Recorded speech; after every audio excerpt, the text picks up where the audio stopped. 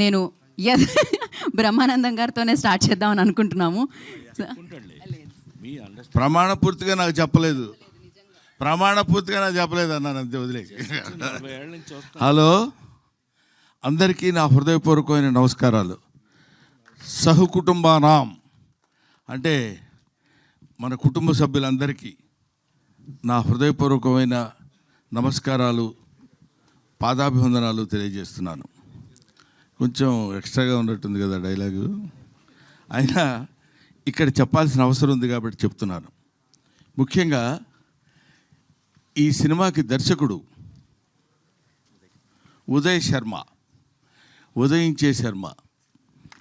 ఇతను చాలా ఒబిడియంట్గా ఉంటాడు. నిజంగా ఇంత ఒబిడియంట్గా ఉంటాడేమో అనుకుంటాం మనం.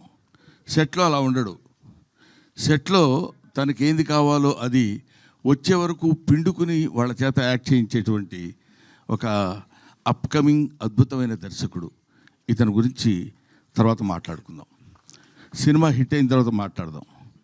ఇతని వెనకాల బ్యాక్ బోన్ ఒక అతను ఉన్నాడు. అతని పేరు అర్జున్ సాయి. ఎప్పుడు వెనక నుంచి ఇట్లా తొంగి చూస్తుంటాడు. మరి ఇతని దగ్గర ఏ పవర్ ఉందో తెలియదు, కానీ నో, ఈసారి మనం అసలు ఎవరు చెప్పినా వినకూడదు అనుకునేవాడు కూడా అంతెత్తు అలా చూసేవాడు. అలా అలా అలా చూసి చిన్న మెళ్ళు తాడేస్తే వెనకాల పడి వెళ్ళిపోతుంటాం అనమాట.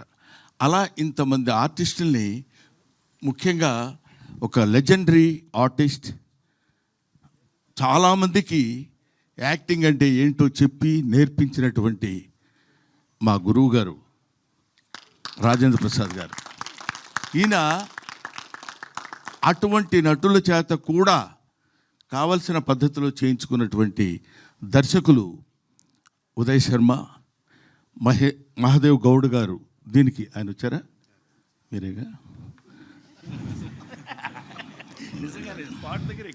ఇప్పుడు డబ్బులు ఇచ్చారనుకోండి, మీరు అంత మరీ వినయంగా ఎందుకు సార్ ఉంటాం మనం.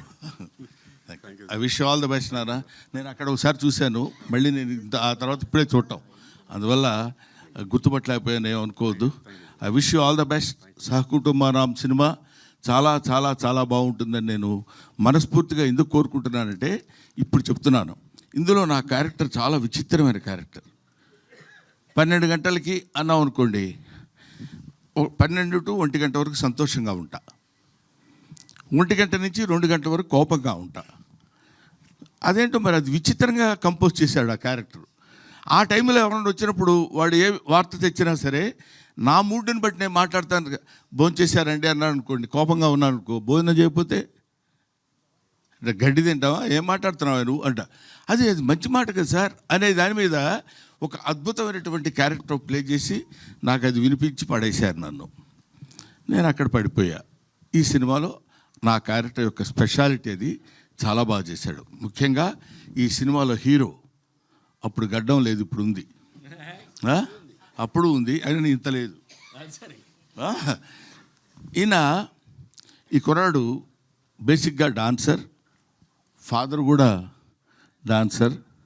సో చాలా ఈజీగా ఇంతమంది అతిరథ మహారథులు ఉన్నటువంటి ఈ సినిమాలో తన క్యారెక్టర్ని చాలా ఈజీగా, చాలా అలవోకగా చేస్తూ, దాన్ని ఏమంటారు, మరి ఎక్కడ ఇబ్బంది కానీ, లేకపోతే దాన్ని ఇబ్బంది పట్టడం కానీ, ఎదుటోళ్ళని ఇబ్బంది పెట్టడం కానీ. ఎందుకంటే బేసిక్గా తెలుగువాడు కాదేమో అన్న డౌట్ నాకు. ఏమండి, కన్నడ కదా, బెంగళూరు తెలుగు వాళ్ళు, అందువల్ల కన్నడ తెలుగు. ఈయన ఈ సినిమాలో యాక్ట్ చేసినటువంటి విధానం నాకు బాగా నచ్చింది. హీరోయిన్ రాలేదా? బాగాలేదు అదే. అందువల్ల హీరోయిన్ ఈయన ఇద్దరు కలిసి ఉన్నటువంటి సీన్స్లో నేను యాక్ట్ చేశాను. నాకు చాలా ముచ్చటగా అనిపించింది. ఈ సినిమా డెఫినెట్గా హిట్ కావాలి, హిట్ అయి తీరుతుందని నేను మనస్ఫూర్తిగా కోరుకుంటున్నాను. అది ఏదో ఇక్కడికి వచ్చి చెప్పేటువంటి మాట కాదు. చాలామందికి మామూలుగా ఏదో ఒక ఫంక్షన్కి వెళ్ళినప్పుడు ఈ ఫంక్షన్ చాలా సూపర్ హిట్ అవుతుందండి, అందువల్ల నేను ఇలా కావాలని కోరుకుంటున్నాను.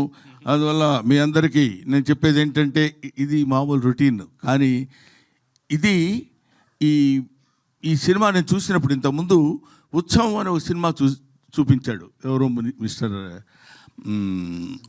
అర్జున్ సాయి.